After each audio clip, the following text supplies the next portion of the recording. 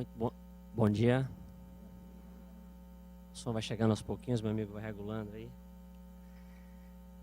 Muito bem, é um prazer muito grande a gente estar aqui mais uma vez para, depois desse momento de aquecimento aí que minha amiga Rose, junto com vocês, promoveu, energizou todo mundo, fez todo mundo lembrar-se que é essa energia, que às vezes a gente esquece, nós somos essencialmente energia. A matéria é a energia condensada. E o problema é que a gente às vezes se condensa no pensamento, congela e esquece dessa força que todos nós possuímos, que reside em nós e que por todas as circunstâncias da vida e todos os nossos problemas íntimos e interiores a gente perde o contato. Então é sempre bom esse momento de se liberar, de entrar em contato e lembrar-se de algo que é a nossa própria natureza. Quero também saudar os nossos amigos que nos assistem pela internet, pela TV Harmonia, para eles não se sentirem, né, desprestigiados. Muitas pessoas nesse momento estão ao vivo nos assistindo e todos juntos nessa grande reflexão da manhã de sábado aqui no Evangelho da Fundação La Harmonia. Esse capítulo do Evangelho segundo o Espiritismo, o Cristo Consolador, o que ele tem de interessante é justamente porque nele se revela a própria marca do Espiritismo.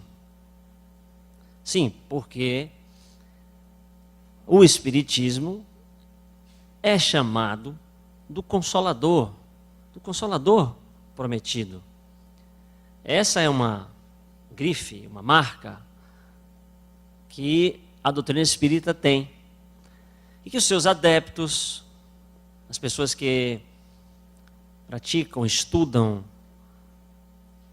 se reconhecem muitas vezes através desta referência. O Espiritismo como sendo o Consolador prometido. Aquele que vem trazer aquilo que faltava, aquilo que ainda restava a ser explicado, aquilo que restava a ser elucidado em torno da fé, para que a criatura humana, o homem, eu, você, pudesse realmente entender o significado da vida. Esse é o ponto. Não existe religião que se estabeleça no coração de alguém, ou até mesmo na sociedade, que não trate de dar às pessoas o sentido da vida, o significado da vida. Ora, por que eu existo? Por que eu estou aqui? O que é que eu tenho a desempenhar nessa existência? Por que eu nasci na Terra, nesse planeta? Só existe a Terra? Só existe esse sistema solar? Existem outros sistemas solares? Existe vida em outros planetas? Quando eu morrer, vou acabar? E etc, e etc. Esse monte de questões filosóficas, mas muito mais do que filosóficas, existenciais e nos interessam, para não pensar que estamos aqui apenas num discurso sociológico, filosófico. Não, isso nos interessa. Eu quero saber por que eu existo, né? E outra coisa, por que eu sofro? Aí vamos começando a falar diretamente do consolo. Por que eu sofro? Por que o sofrimento faz parte da minha vida? Deus não é amor? Ou pelo menos essa é talvez a melhor definição que nós possamos dar a Ele?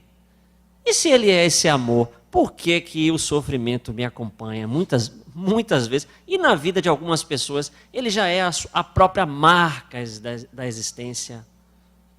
Imagine alguém com uma deficiência física grave, alguém que já nasceu curvado a uma doença congênita, que não pode andar, que não pode falar, ou com um transtorno psíquico grave, totalmente deslocado da realidade. Imagine para pessoas desse tipo, que já nascem assim, que foram premiados, entre aspas, ou não, ou castigados com essa provação. Qual o sentido da vida para essas pessoas? Qual o sentido para mim? Porque até para eu entender uma situação dessa, é difícil. Quando Kardec começou a entrar em contato com os fenômenos que naquela época não poderíamos chamar de espíritas, e sim fenômenos magnéticos, desconhecidos, das mesas girantes, das mesas que falavam, tudo aquilo que ocorria na Europa no século XIX, tudo aquilo, ele jamais, na memória desta encarnação, poderia imaginar que estaria tendo a oportunidade de entrar em contato com um grupo de espíritos que iriam trazer à humanidade os conhecimentos que não eram novos, diga-se de passagem, porque mediunidade foram os espíritos que falaram, os espíritos do Livro dos Espíritos que falaram a primeira vez sobre mediunidade? Certamente que não. Reencarnação? 10.000 anos antes de Cristo, na Índia antiga, já estava escrito, já era aceito a reencarnação. Qual é a novidade? Deus é novidade? Nada do que os Espíritos trouxeram no Livro dos Espíritos e nas demais obras espíritas são novidades no conteúdo, mas da forma como eles organizaram, como eles colocaram tudo isso de uma maneira dentro de uma lógica, dentro de um conhecimento estruturado, de tal maneira que nós pudéssemos lidar, por exemplo, voltando à questão da mediunidade, como algo natural, como algo objetivo. Ora, a mediunidade é algo que é da natureza humana, é orgânica. Há poucos dias eu vi a Medrado falar na rádio, quem assiste o programa dele, Sintonia, na Rádio Metrópole, que é natural que você vai envelhecendo. Os médiuns, ele falava de um grande médium brasileiro, mas que com o próprio envelhecimento físico da idade, é natural que a mediunidade vai perdendo potência, porque ela é uma faculdade, antes de tudo, orgânica do indivíduo. Então, e isso está lá no Livro dos Médiuns. Todos nós temos o maior ou menor nível de mediunidade. Os médiuns ostensivos, aqueles que estão aptos a produzir as obras, os livros, ou pintar, ou dar as comunicações, são aqueles que têm isso de uma maneira intensa. Ostensiva é a palavra que cabe. Então, na medida que esses conhecimentos dentro do Espiritismo foram sendo organizados desta forma, se você pega o Livro dos Espíritos, que é todo de perguntas e respostas, se você pega o próprio Livro dos Médiuns, que é o manual de lidar com o mundo invisível, com os espíritos, com tudo aquilo que nós não entendemos e compreendemos acerca da mediunidade, você vê lá um tratado organizado, explicado, à luz da razão,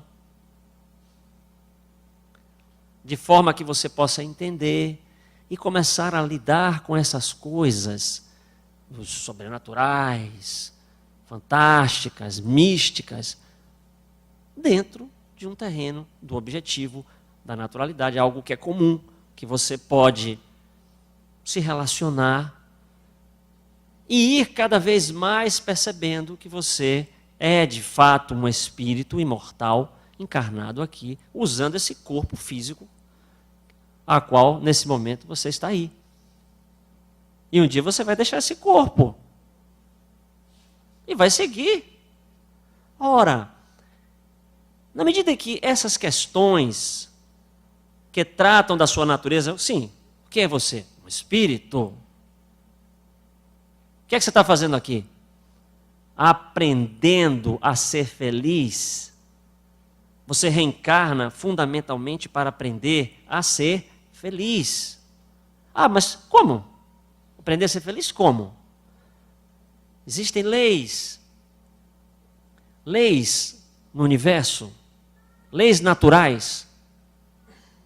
Essas leis, na medida que você vai de encontro a elas, você sofre. Na medida que você vai junto com elas, você cresce, você se torna feliz. Cada vez mais.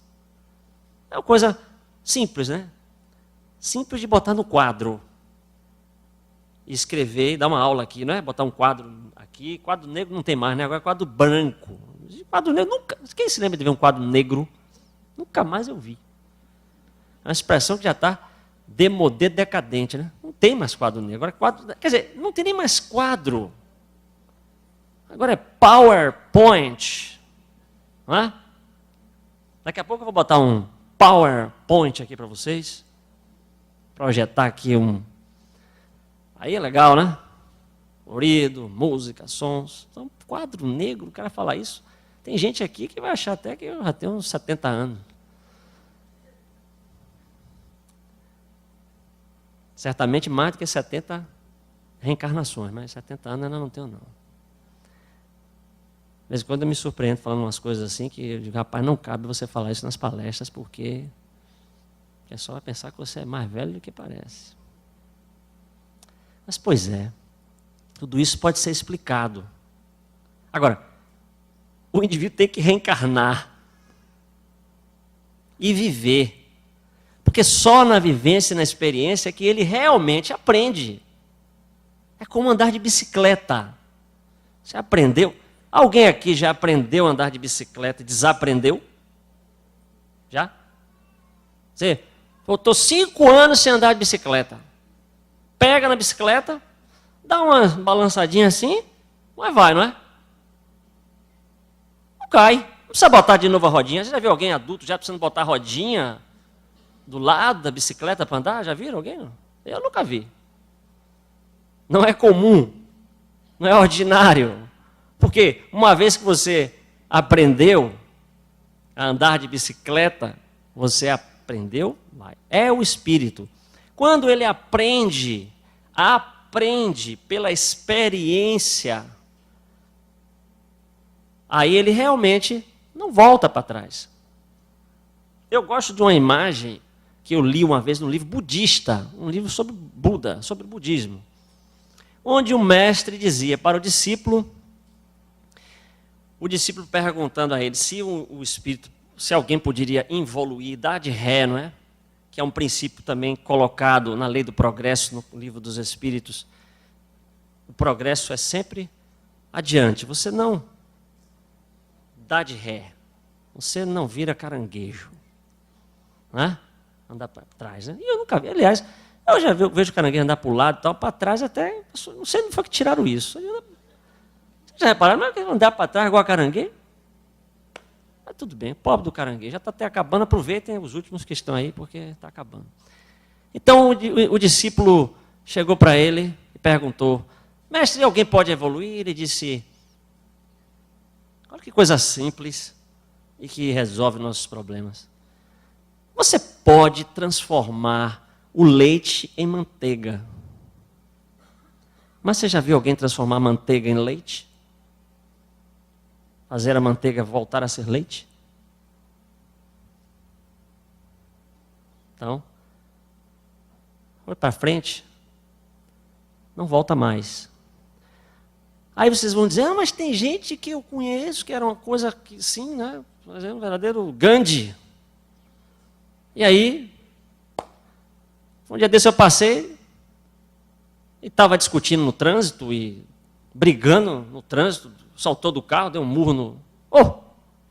Cadê Gandhi? Certamente ele não era Gandhi. Porque também tem uma outra imagem que é muito interessante, que eu li num livro de Deepak Chopra, que também é um médico indiano, que tem livros muito interessantes, como As 7 Leis Espirituais do Sucesso, Como Conhecer Deus. Livros muito interessantes. Ele faz umas pontes entre os conhecimentos indianos, espiritualidade, ciência. E também tem uma imagem que também me deu um conforto, porque muitas vezes eu estou pensando que já ultrapassei um certo obstáculo evolutivo, digamos assim, estou pensando que já me resolvi numa coisa, daqui a pouco eu de novo com aquelas mesmas questões, meu Deus, aí se dá aquela frustração. Aí tem uma imagem também que é muito boa, que ele diz assim, a alma humana, ela evolui tal como um exército irregular em marcha. Ou seja, algumas tropas avançam, outras não avançam. O exército não se desloca homogeneamente, né? As tropas. É uma imagem que para mim funcionou muito bem. A alma humana é um exército que se move de forma irregular, em marcha, mas sempre avante, mas de forma irregular. Às vezes tem que parar, porque não consegue avançar. Então isso dá um certo... Para mim funcionou muito bem. Deu um certo consolo, porque às vezes a gente fica frustrado, achando que já resolveu uma questão íntima, já superou uma tendência negativa que nos incomoda, e olha a gente de novo vivendo aquela experiência. Não é agradável. Então, essa evolução espiritual,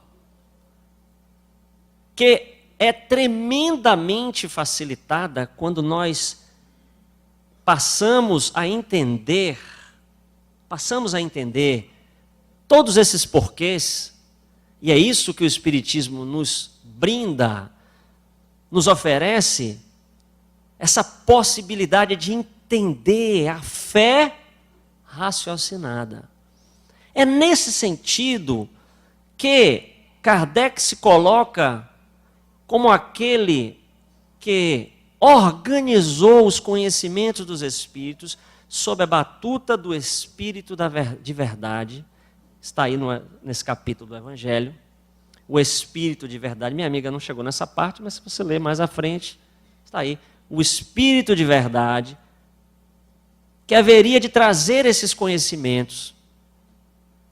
E dentro desse processo se organizam, digamos assim, as 3 revelações. A revelação do Deus único por Moisés, a segunda revelação, o próprio Jesus trazendo a lei do amor de uma forma diferente, agregando a possibilidade de você amar o seu inimigo. Isso é um conhecimento novo que Jesus traz. Amar o seu inimigo, isso foi ele que trouxe, revolucionário. Porque falar sobre o amor das diversas formas, outras religiões já haviam falado, mas ele trouxe, ame o seu inimigo. Olha só. Ele, judeu, falando para judeus, dominados pelos romanos e pelos próprios judeus, porque havia as disputas de poder lá e alguns eram dominados, propõe amar aos inimigos. Olha que coisa revolucionária. Um homem desse realmente não podia ficar vivo muito tempo, concorda? Não tinha condição. Não naquela sociedade que tudo era disputado a ferro e fogo. Como é que uma pessoa chega e diz, ame o seu inimigo, tem possibilidade de sobreviver? Ele durou 33 anos. E fez muita coisa. É só você se lembrar o que você fez com 33 anos. E o que ele fez até 33 anos. É muita coisa. Quer dizer, eu não quero que você se compare com Jesus, mas pelo menos, né? Para você ver a dimensão. E quando a gente traz aquele aspecto de que a vida dele missionária ainda foi mais curta do que a idade, quer dizer, ele só começou praticamente já perto, quase 4 anos de vida ativa, 3, 4 anos de vida ativa pregando. Então imagine que coisa fantástica e extraordinária. Então, Jesus faz parte desse contexto da revelação, Moisés, e aí é anunciado, porque essa questão do Espírito da Verdade está colocada lá no Evangelho, a vinda do Consolador, aquele que traria esses conhecimentos que estavam faltando e que, vejam, seria muito difícil. O Espiritismo surgiu no século XIX, em pleno florescimento do saber, as ciências, o iluminismo, o positivismo, uma série de movimentos que exaltavam a inteligência humana em confronto com a fé, com a igreja, com todos aqueles aspectos dogmáticos que sufocaram a humanidade durante milhares de anos, durante a Idade Média. Aí vem, você acha que daria para colocar as bases de uma doutrina como essa lá na época de Jesus? Evidentemente não. Por muito pouco que ele disse, como eu falei, ele foi sacrificado. Então ele sabia que é igual a gente para tomar um mingau quente. Você já tomou mingau quente de vez? Sopa quente de vez? Assim? Como é que mamãe ensinou? Pega pela beirada, né? Vai pegando assim, ó. E aí vai esfriando, mingau de maisena. Eu, quando me lembro de mingau de maisena, é porque eu estava doente. Ficou essa âncora negativa, maisena, eu estou doente. É igual eu ver a Ana Maria Braga. Se eu ver a Ana Maria Braga, é porque eu estou no consultório. Tem essas coisas, né? Estou vendo a Ana Maria Braga, estou no dentista, estou no médico, porque é meio anormal, né? Me desculpe, minha amiga Ana Maria Braga, mas sei que tem várias fãs aqui. Minha secretária lá é fã de Ana Maria Braga. Não posso falar mal de Ana Maria Braga lá na cozinha, porque eu levo porrada. Mas quando ela vem com a receita, aprendi com a Ana Maria Braga. Essas coisas assim, né? Um mingauzinho de maisena, cremogema, imagina. Tem até o pessoal lembrando da musiquinha já aí, da cremogema. Tem não? Cremogema. Não vou falar. Viu aí? Eu não gosto de falar essas coisas por causa disso. O pessoal, o cara é velho, rapaz. Cremogema? Meu Deus do céu, o que é isso? Existe ainda? Tá vendo várias donas de casa aqui, então não posso falar essas coisas erradas aqui, que eu vou ser penalizado. Então, todas essas coisas que o Espiritismo trouxe, né, agregando, como eu disse, Kardec não tinha a menor ideia do que estava por vir. E o Espírito da Verdade perguntou a ele, você vai dar conta dessa missão? Você quer? Porque a missão é, você vai comer o pão que o diabo amassou. De fato, ele pegou muita resistência, os livros espíritas foram queimados, o Alto de Barcelona, que foi uma beleza, queimaram os livros na praça pública de Barcelona, os livros espíritos, pronto, você sabe que esse negócio proibiu, pronto. Aí o povo, o que é isso? Queimaram lá? Opa, foi uma propaganda, não tinha aí YouTube, essas coisas, então tinha que ser essas coisas mesmo, né? O viral era o Alto de Fé de Barcelona, queimaram a igreja queimou vários livros espíritas na praça de Barcelona. Deu uma repercussão tremenda. Ótimo. E aí, as pessoas foram se dando conta, e ele viu que realmente trabalhou, desencarnou na mesa de trabalho. Estourou a veia do cérebro, um aneurisma, puf, trabalhando, 14 anos ininterruptos, para trazer o Consolador. E é isso que é o cerne da questão. Por que o Consolador? Justamente porque todos esses conhecimentos, nós somos espíritos imortais, que nós somos seres reencarnados, que nós podemos se comunicar com os que já foram, que Deus é justo, bom. São os princípios espíritas, que nós estamos aqui para evoluir. Essa é a lei de evolução que rege a nossa vida. Estamos aqui para evoluir, aprender a ser felizes. Que não há sofrimento inútil, sem sentido. Não há sofrimento, que é o que trata logo aqui a nossa mensagem. Sofrer por nada, não existe isso no contexto das leis divinas. Sofrer por nada. Se você está passando por uma experiência, primeiro que o sofrimento, essa palavra, é uma interpretação da experiência. Não vamos confundir dor com sofrimento. Dor é uma coisa. Para dor você toma remédio. Sofrimento, você muda o significado e lida com a experiência de uma forma diferente. Basta ver. Tem gente que tem uma unha encravada que não vai nem trabalhar. Ai, meu Deus, não tenho condição, não consigo. Já outros vão trabalhar com 39 graus de febre, fazem as coisas. Eu vou dar para vocês aqui um exemplo, vou trazer um exemplo para vocês de interpretação de dois sofrimentos. Eu vou mostrar para vocês agora uma personalidade do Espiritismo que poucos conhecem. Engraçado que eu estava pesquisando hoje na internet, aí achei um vídeo, rapaz, desse cidadão que eu conheci. Quando eu comecei no Espiritismo, eu ouvi falar, e isso já tem algum tempinho, sobre Jerônimo Mendonça. Alguém vai falar aqui de Jerônimo Mendonça? Levanta a mão aí. Olha só. Sabe como é que ele era conhecido? Vou pedir para meu amigo pelo menos botar a foto. Bota a foto aí de Jerônimo. Bota logo a foto de Jerônimo Mendonça. Ele era conhecido como Jerônimo, o gigante deitado. Esse era o nome dele. Jerônimo. A imagem está mais... Se pudesse apagar essa aqui, conseguia ver melhor. Até porque depois a gente vai... Aí, melhorou um pouco? Bote a outra aí. Então, olha... Está vendo essa marca aí? Não é Stephen Hawking, né? Porque todo mundo acabou de ver o filme agora, a Teoria de Tudo, né? Foi concorrer ao Oscar. Quase o Stephen Hawking. Ele não se mexia daqui para baixo, nada.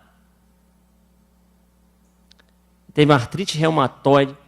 Por um erro médico, ele ficou cego. Eu vou falando rapidinho, porque eu trouxe também, vou já colocar... Tem uma fala de Divaldo Franco falando sobre ele, sobre Jerônimo, para vocês verem quem era essa personalidade. Eu vou até pedir primeiro para botar Divaldo, falando um pouco sobre Jerônimo Mendonça. Pedir meu amigo aí, coloque aí o videozinho. 2 minutinhos. A luzinha é melhor apagar aqui, ó, para só enxergar. Quem era Jerônimo Mendonça?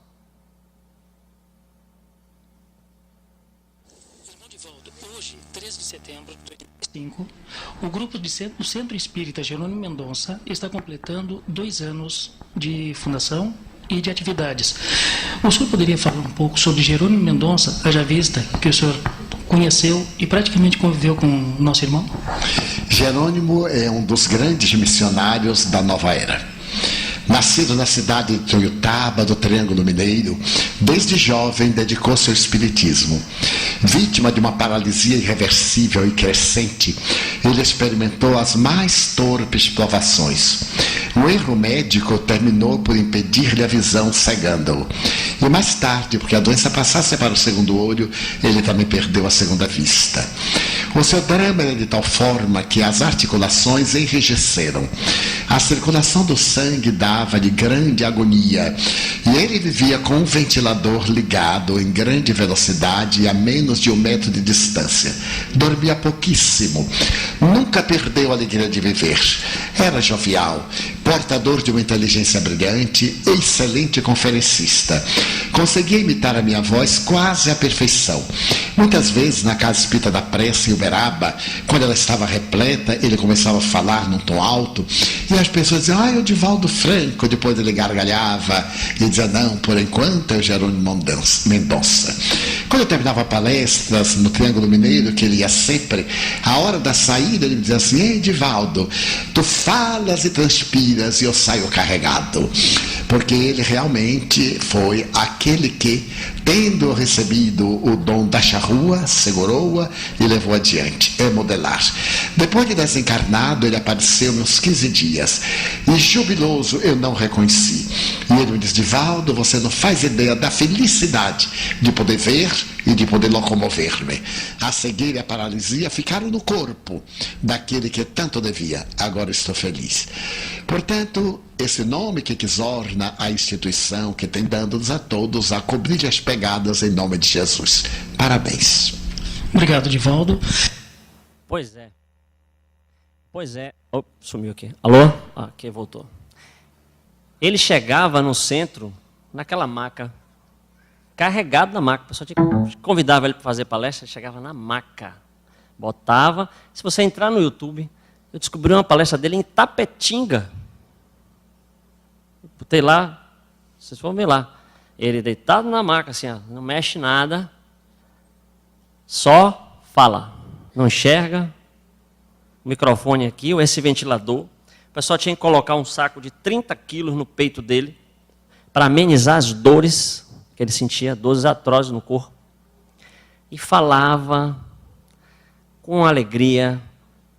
Era um extraordinário conferencista. Inclusive tem os trechos, você vai ver ele falando. Tem uma palestra sobre a alegria de viver. Vejam bem, está a palestra lá no YouTube, vocês vão ver. A alegria de viver. Esse cidadão deitado na maca, totalmente paralisado, cego, sentindo dor, fazia palestras para ajudar as pessoas a encontrar o sentido da vida. Vejam bem, o que é dor e o que é sofrimento? Duas coisas completamente diferentes. Absolutamente diferentes. O sofrimento é a interpretação da dor. A interpretação da experiência. A dor é objetiva. A dor ele sentia. Mas ele não se considerava alguém em sofrimento. Se considerava alguém em profundo aprendizado na vida. E encarava esse desafio de passar adiante essa mensagem.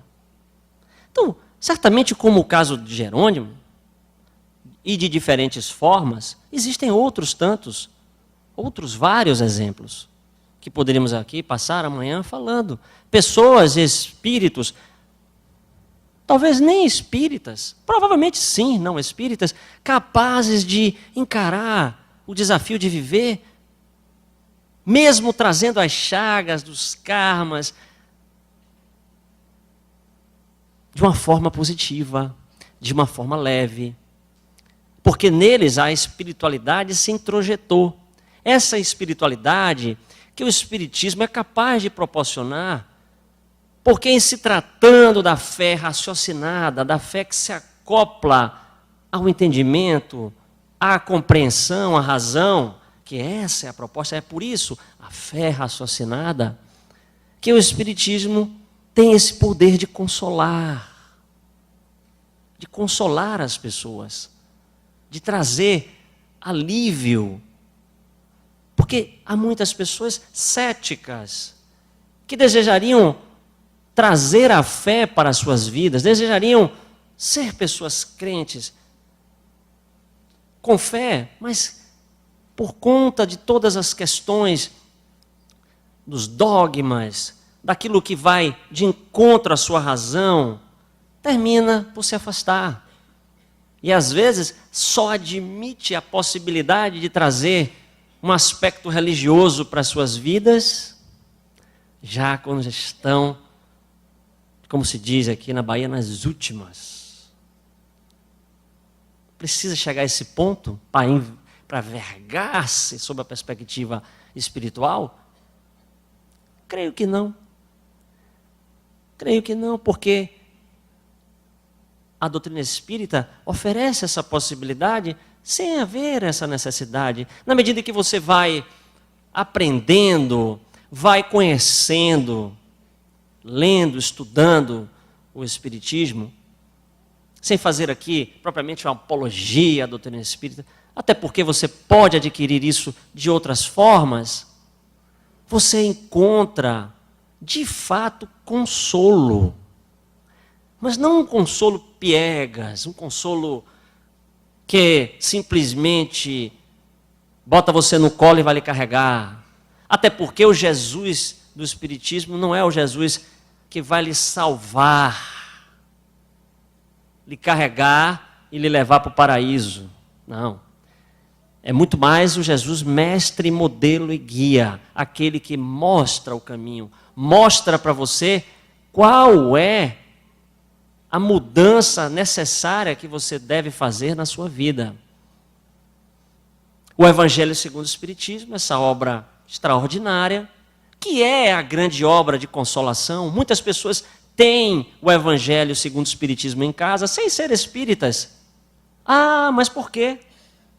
Porque no Evangelho, as passagens dos evangelhos, dos evangelistas, estão acrescentadas de explicações, de orientações, de textos trazidos pelos Espíritos que ajudam à compreensão e inoculados ali os princípios espíritas, a reencarnação, a comunicabilidade, a existência de Deus, a lei de evolução, do progresso, a estruturar todas as formas de conhecimento espiritual. Então, de fato, sem querer trazer ao Espiritismo essa coisa de que é a religião melhor da humanidade, muitos espíritas muitas vezes se perdem nesse processo de acharem que estão com a bola toda. Não é isso. É mais uma doutrina. Agora, de fato, uma doutrina que tem aspectos de ruptura, de trazer um novo. E que novo é esse? A possibilidade de você realmente compreender a sua verdadeira natureza, que é espiritual, que é de um espírito imortal, que não tem fim, que vai continuar a sua jornada, que vai seguir o seu caminho junto com aqueles que ama, de preferência, que a gente vai levar na nossa jornada, aqueles que amamos, vamos fazer tudo isso. E é por isso que a gente reencarna nas mesmas famílias, volta para o mesmo lugar. Por que eu reencarnei aqui? Porque veio para junto das pessoas que gostam. Espíritos que vieram aí da Europa, de outros continentes, de outros planetas, mas atrás dos que gostam, daqueles que são afins para viver a jornada. Tudo bem, infelizmente a gente também termina atraindo os desafetos. Eles também estão nas famílias, mas fundamentalmente a gente vai fazendo em nosso círculo, trazendo ao nosso círculo a presença das pessoas que amamos e gostamos, para nos ajudar nessa trajetória evolutiva, para nos ajudar no processo da nossa evolução espiritual. Por isso, é muito justo que a gente chame o Espiritismo de Consolador Prometido. É muito justo e muito lógico. É algo que lhe cabe. Não há problema algum. Cabe. É realmente uma doutrina que consola, que traz alento. Eu nem vou me alongar aqui e falar do correio espiritual, das possibilidades dos trabalhos que foram feitos por diversos médiuns, trazendo mensagens, Chico Xavier, Carlos Bacelli e tantos outros, trazendo as mensagens dos entes queridos, dos filhos que deixaram suas mães em prantos, partiram brevemente. Nem vou falar, porque eu poderia fazer uma palestra só sobre isso, não é? Poderia? Mas é muito mais do que isso. O Espiritismo, de fato, traz essa marca, essa força e pode realmente aceitar esse título. E os espíritas têm esse papel de não só levar essa boa nova a quem desejar, como também fazer isso se tornar verdade na sua própria vida. Trazer o exemplo na sua própria existência. Amando, porque como disse aí, se amarmos, o jugo será suave, leve. Esse é o compromisso que está colocado na mensagem. Amar sempre. Muita paz.